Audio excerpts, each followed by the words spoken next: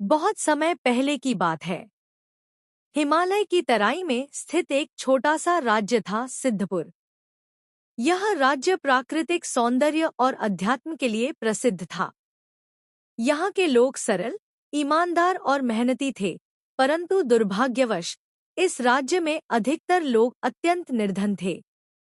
फसलें समय पर नहीं होती थी, व्यापार फलता नहीं था और लोगों का जीवन अभावों में बीतता था। परंतु यह सब बदल गया जब एक दिन एक रहस्यमय भिक्षुक इस राज्य में आया। उस भिक्षुक की उपस्थिति ने पूरे राज्य का भाग्य ही बदल दिया। आज हम उसी कथा को सुनेंगे जिसे सुनने और समझने के बाद कोई भी गरीब नहीं रह सकता। प्रारंभ। भिक्षुक का आगमन। एक शरद पूर्णिमा की रात, जब आकाश में चांद अपनी पूरी शोभा बिखेर रहा था, सिद्धपुर के नगर द्वार पर एक वृद्ध भिक्षुक प्रकट हुआ। उसकी आंखें चमकती थी, चेहरा तेज से भरा था और उसके पास कुछ भी नहीं था, न धन, न वस्त्र, न पात्र, केवल एक कमंडल और एक मुस्कान। उसने नगर में प्रवेश किया और सबको संबोधित करते हुए कहा, हे सिद्धपुर के वासियों, मैं एक कथा सुनाने आया हूँ। वह कथा तुम्हारे जीवन को बदल देगी। जिसे यह कथा समझ में आ गई, वह कभी दरिद्र नहीं रहेगा। लोग पहले तो हंसे, कुछ ने उपहास किया, लेकिन वृद्ध की आंखों में जो विश्वास और वाणी में जो मिठास थी, उससे लोग धीरे धीरे खिंचते चले आए। कथा। 3 प्रश्नों की साधना।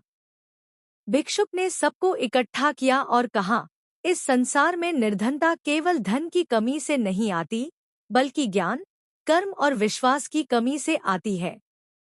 अब मैं तुमसे 3 प्रश्न करूंगा। जो इन 3 प्रश्नों का उत्तर अपने भीतर से ढूंढ लेगा, उसकी निर्धनता समाप्त हो जाएगी। प्रश्न 1। तुम देने से डरते क्यों हो? भिक्षुक ने पूछा, जब भी कोई मांगता है, भीख, सहायता या प्रेम, तुम्हारा मन संकुचित क्यों हो जाता है? क्या तुम्हें डर लगता है कि तुम्हारे पास कम हो जाएगा? लोग चुप थे। भिक्षुक ने कहा, सुनो एक कथा। उपकथा 1। निर्धन गरीब और सूखी रोटी। एक गांव में एक निर्धन किसान था। उसके पास बस 2 सूखी रोटियां थी।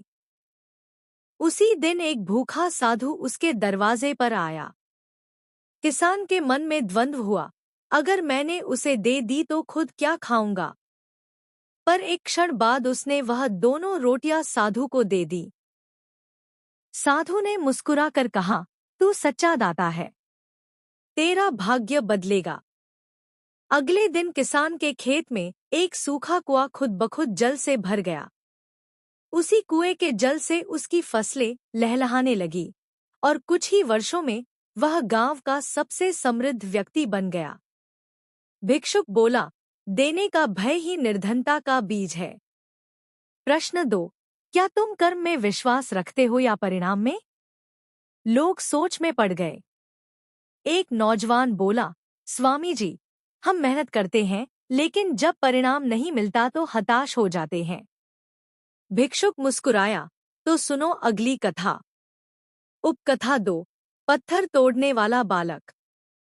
राज्य में एक बालक था जो रोज पहाड़ों में जाकर पत्थर तोड़ता था। वह दिन भर मेहनत करता, पर पत्थर बहुत कठोर होते। एक दिन निराश होकर वह रोने लगा। एक साधु ने उससे कहा, तू थक क्यों गया? क्या तू केवल परिणाम देखना चाहता है या श्रम का आनंद लेना जानता है? बालक ने साधु की बात को आत्मसात कर लिया और श्रम को अपना धर्म बना लिया। कुछ वर्षों बाद उसे पर्वत के भीतर एक दुर्लभ हीरे की खान मिली। वह बालक राजभवन तक पहुंच गया, परंतु जब भी उससे पूछा जाता कि यह कैसे हुआ, वह कहता, मैंने केवल श्रम किया, शेष प्रकृति ने किया। भिक्षुक बोला, जब तक तुम कर्म को पूजा नहीं मानोगे, तुम्हें फल नहीं मिलेगा। प्रश्न 3। क्या तुम स्वयं पर विश्वास करते हो? अब लोगों की आंखों में जिज्ञासा थी। सभी एक दूसरे को देखने लगे। भिक्षुक ने कहा, यदि तुम अपनी क्षमता नहीं पहचानते तो सारा ब्रह्मांड भी तुम्हें कुछ नहीं दे सकता। सुनो अंतिम कथा। उपकथा 3, लंगड़ा हाथी और आत्मविश्वास। एक बार एक हाथी का पैर टूट गया। उसे जंगल से निकाल दिया गया। वह सोचता रहा कि अब उसका जीवन व्यर्थ है। एक दिन जंगल में आग लग गई। सारे जानवर भागने लगे। वह लंगड़ा हाथी जलते पेड़ों के बीच धीरे धीरे बढ़ा और अपनी सूंड से पेड़ों पर पानी डालने लगा। उसने कई जानवरों की जान बचा ली। आखिर जंगल का राजा घोषित हुआ वही लंगड़ा हाथी। भिक्षुक बोला, जिस दिन तुम अपने आप को स्वीकार कर लोगे, दुनिया तुम्हें ठुकरा नहीं सकती। समाप्ति। भिक्षुक का रहस्य। कथा समाप्त होने के बाद लोगों ने महसूस किया कि उनके भीतर कुछ बदल गया है।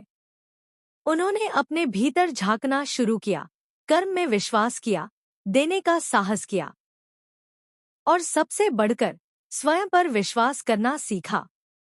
कुछ महीनों में सिद्धपुर की तस्वीर ही बदल गई।